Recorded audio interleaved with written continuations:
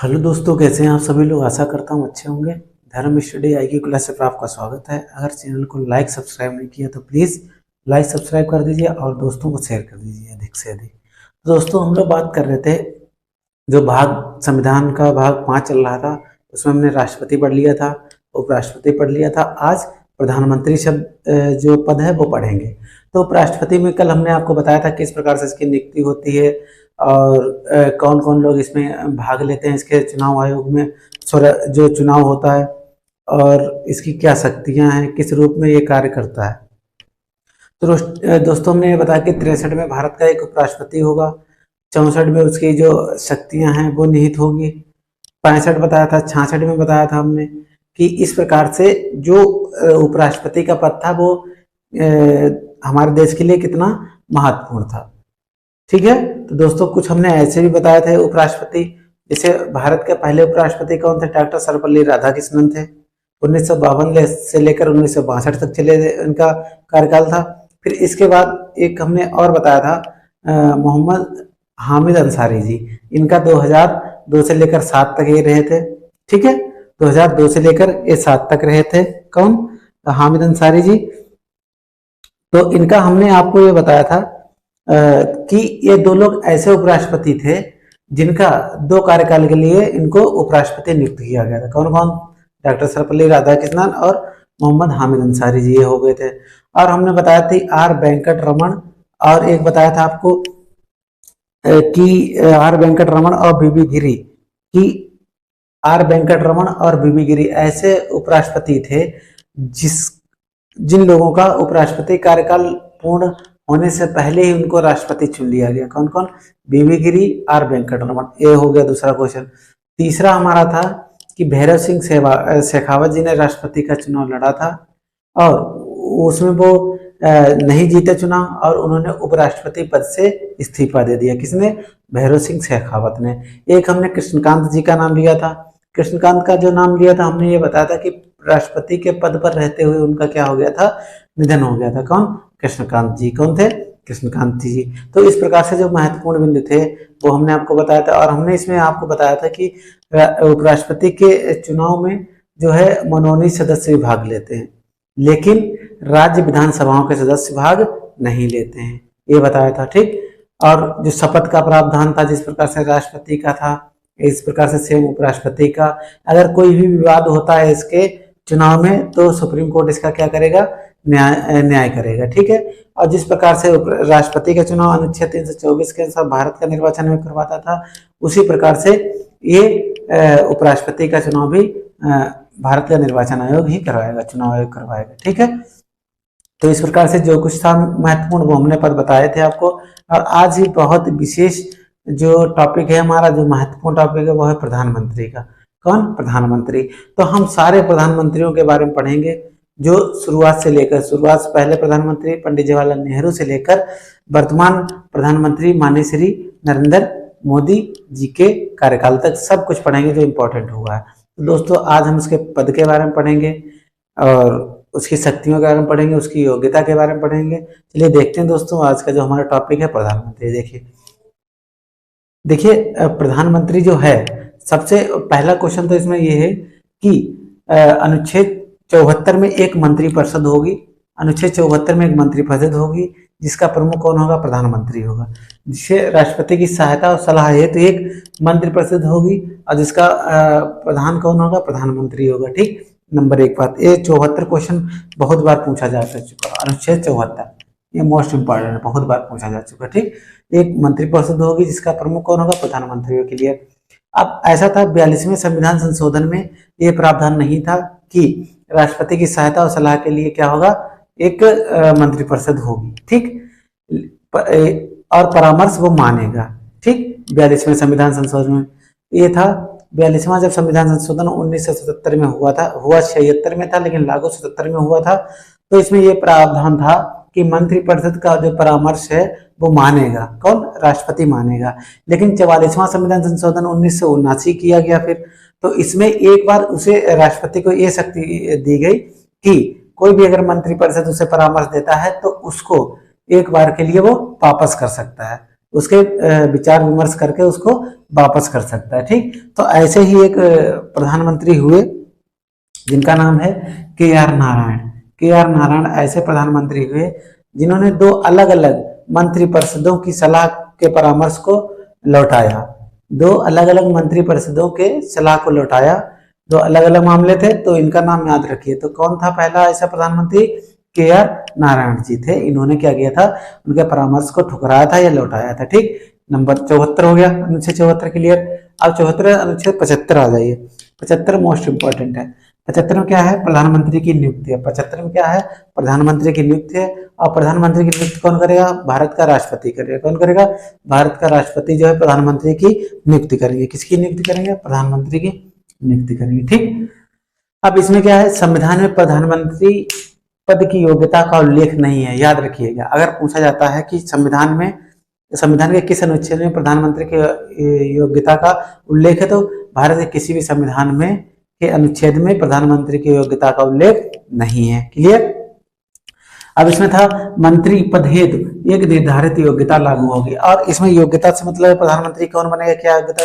जो एक मंत्री के लिए योग्यता होगी, जो मंत्री पद के लिए योग्यता होगी, वही क्या होगा? प्रधानमंत्री पद के लिए भी योग्यता होगी। इसलिए प्रधानमंत्री पद की कोई योग्यता का उल्लेख किसी भी व्यक्तिगत अनुच्छेद में नहीं किया गया। ठीक, ये हो गया। अब ऐसे पीएम, अब ऐसे प्रधानमंत्रियों का नाम आपको बताना है जो राज्यसभा से क्या हुए? राज्यसभा से देश के प्रधानमंत्री पद सुशोभित किया उन्होंने। ऐसे प्रधानमंत्रियों के नाम बताओ जो राज्यसभा के सदस्य रहते हुए भारत के प्रधानमंत्री बने। तो मात्र 4 लोग थे। कितने थे? 4। कितने थे? 4। अब कौन कौन से थे?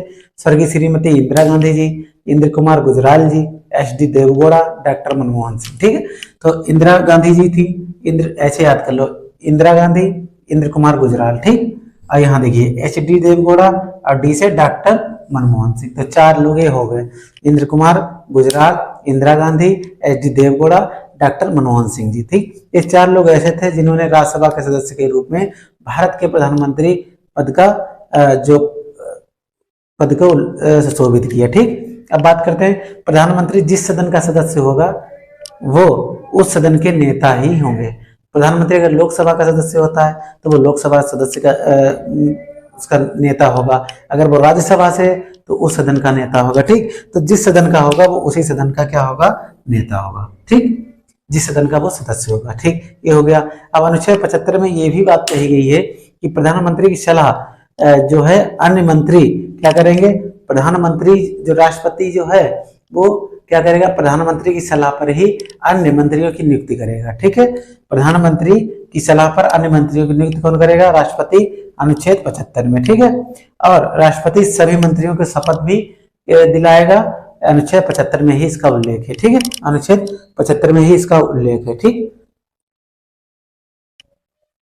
अगर प्रधानमंत्री क्या करता है? अपना इस्तीफा देता है तो पूरी मंत्रिपरिषद को अपना स्वयं इस्तीफा उसका हो जाएगा। उसका क्या करेगा? स्वयं मंत्रिपरिषद भंग मानी जाएगी। ठीक, अगर प्रधानमंत्री अपना इस्तीफा देता है तो। ठीक, अब देखिए ये अनुच्छेद 75 हो गया। अब 75 3 मोस्ट इंपॉर्टेंट है। ये बहुत बार पूछा जा चुका, यूपीएसआई में बहुत बार पूछा जा चुका, पीसीएस में बहुत बार पूछा जा चुका। अब किसी में अनुच्छेद ऐसे नहीं डायरेक्ट नहीं पूछते, अब उनका क्लॉज पूछते हैं। अब उनके क्लॉज पूछते हैं। तो अनुच्छेद 75 3 में क्या उल्लेख है? सभी मंत्री जो मंत्री हैं वो मंत्रिपरिषद जो है लोकसभा के प्रति उत्तरदायित्व होंगे। ठीक, क्या है? सभी मंत्री जो हैं वो लोकसभा के प्रति उत्तरदायी होंगे, अनुच्छेद 75 3 में। किसमें? अनुच्छेद 75 3 में। अब उत्तरदायित्व का मतलब है एक, जैसे उत्तरदायित्व का मतलब क्या है? एक व्यक्ति अगर गलत काम करेगा तो वो सभी के लिए क्या होगा? गलत काम माना जाएगा। जैसे इसमें लिखा है एक मंत्री की अगर प्रशंसा की जाती है या उसकी निंदा की जाती है तो वो व्यक्तिगत एक मंत्री की नहीं, वो सारी लोकसभा जो मंत्रिपरिषद होती है उसकी निंदा या प्रशंसा मानी जाती है। अब प्रधानमंत्री की अगर इस्तीफा देता है तो संपूर्ण मंत्रिपरिषद का इस्तीफा मान लिया जाता है। यह अनुच्छेद 75 में ही इसका उल्लेख किया गया। ठीक, अब बात करते हैं अनुच्छेद 77 की। अनुच्छेद 77 की, इसमें क्या है? क्षेत्र इसलिए नहीं क्योंकि उसमें अटॉर्नी जनरल है, उसको हम अलग से बताएंगे। ठीक, अनुच्छेद 77 में देखिए क्या है?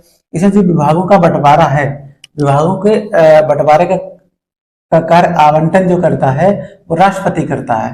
राष्ट्रपति क्या बनाते हैं, नियम बनाते हैं, लेकिन बंटवारा प्रधानमंत्री कराते हैं। बंटवारा क्या करवाते हैं, प्रधानमंत्री के सलाह पर ही, या प्रधानमंत्री जिस विभाग को जिसे देना चाहते हैं वो उसकी सलाह पर राष्ट्रपति उसे नियुक्त कर देता है। ये 77 में इसका उल्लेख है। ये मोस्ट इंपॉर्टेंट है कि पीएम पद का उल्लेख संविधान के किस किस अनुच्छेद में है। प्रधानमंत्री पद का उल्लेख अनुच्छेद संविधान के किस किस अनुच्छेद में है, तो आप याद रखिए 74 में, 75 में, 78 में, 352 में। आप विस्तार से पढ़ेंगे तो आपको ये पता चल जाएगा कि प्रधानमंत्री पद का उल्लेख किसमें किसमें।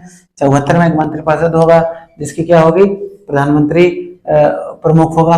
74 में उसकी नियुक्ति है। 78 में उसकी क्या है, शक्तियां देख लीजिएगा।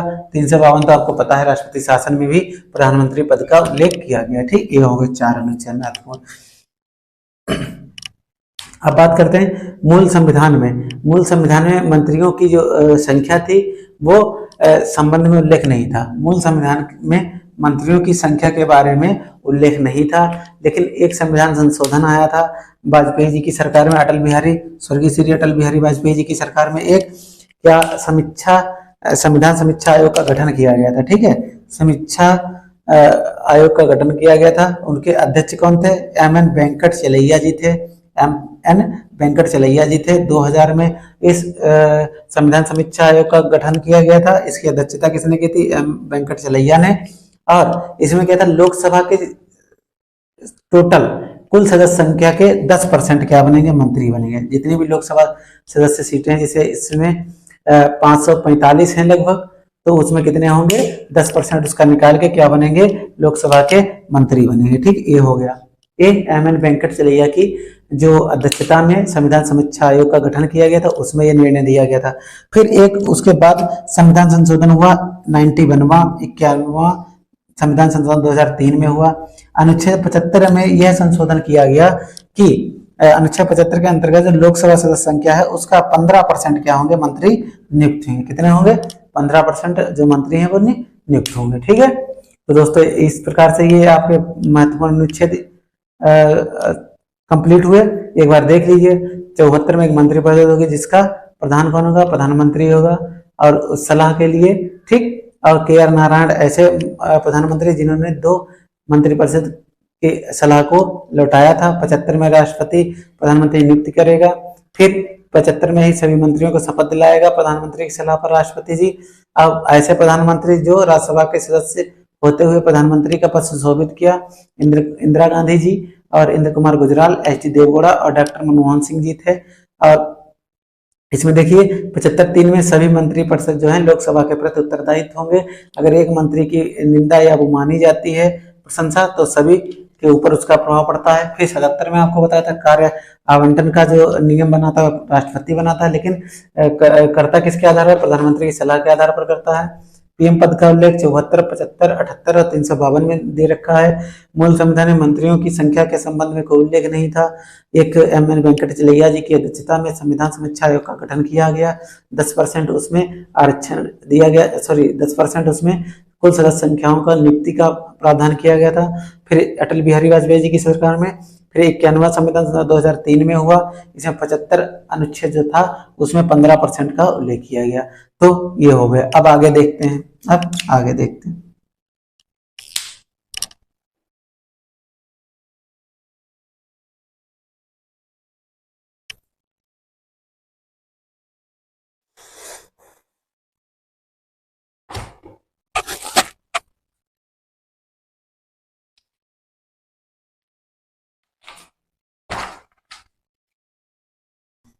अनुच्छेद 78 में दे रखा है,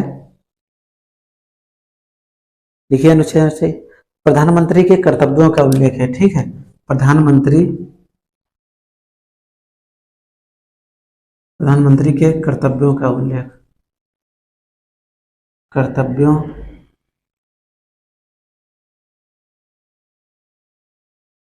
अनुच्छेद 78 में, किसमें, 78 में। अब क्या क्या कर्तव्य होंगे, पहले लिखिए, देश के शासन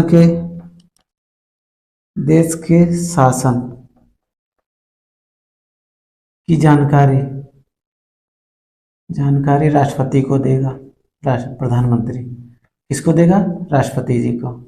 ठीक, देश में किस प्रकार से शासन किया जा रहा है, कोई ऐसी स्थिति तो नहीं उत्पन्न हो रही है जिससे लोगों में आक्रोश हो या कोई आंदोलन की संभावना हो, तो इसकी सब जानकारी कौन देगा? राष्ट्रपति को देगा। प्रधानमंत्री अनुच्छेद 78 में दूसरा ए इसका कर्तव्य है प्रधानमंत्री जी का।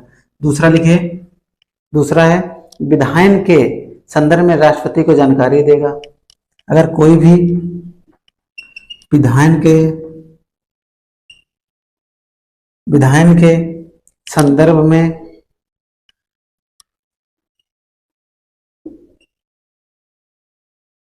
राष्ट्रपति को जानकारी देगा,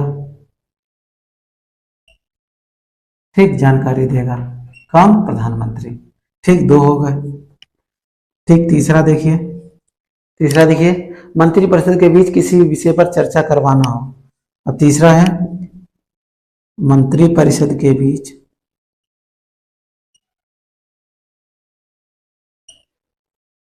किसी प्रकार की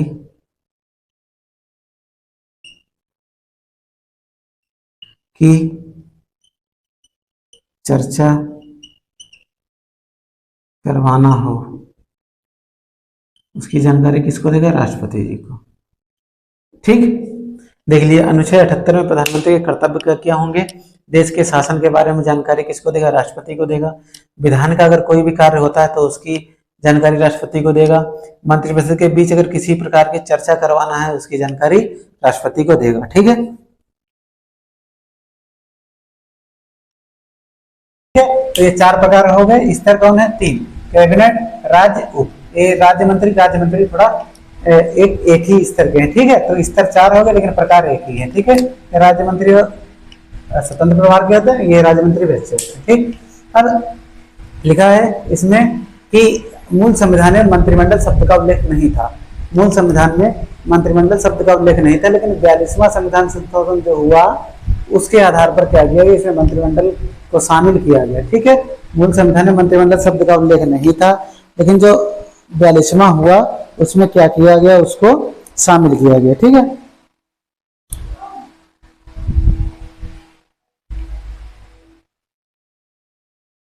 क्या बता रहे हो? हाँ, ऊपर देखो, ऊपर नहीं भर गया यार, भर गया। कौन भर रहा? देख लो, मेरे इधर है उनके इधर है? मेरे इधर पूछ लो अंदर जाके। अरे हम नीचे नहीं है, तुम चले जाओ ना, कोई दिक्कत नहीं, वो बाहर खड़ी है। उनसे कहता भर गया, कितनी देर से चल रहा देखो। हाँ हाँ, चले जाओ, माँ तिलक उलक लगाया एकदम। अरे चले जाओ यार।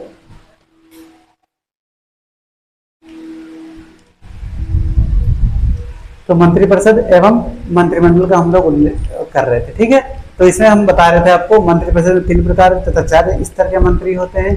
मूल संविधान में मंत्रिमंडल शब्द का उल्लेख नहीं था। 44वां संविधान संशोधन हुआ था 352 में, तो मंत्रिमंडल शब्द का उल्लेख अनुच्छेद 352 में किया गया था। अब इसमें क्या था? इन 4 स्तर में तथा 3 प्रकारों के मंत्री समूह को मंत्रिपरिषद कहते हैं। स्तर कितने? 4 और 3 प्रकार, इनके समूह को मंत्रिपरिषद कहते हैं। क्या कहते हैं? मंत्रिपरिषद कहते हैं।